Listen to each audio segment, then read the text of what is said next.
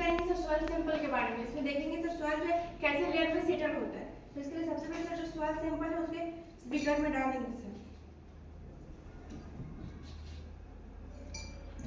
उसके बाद सर इसमें सर फिर वाटर डालेंगे।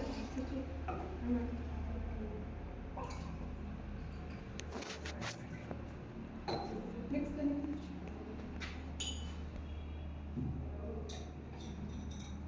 इसमें सर मिक्स करेंगे तब तक, इसलिए क्योंकि सारे सेटल लेयर जो है इसमें सेटल हो जाए।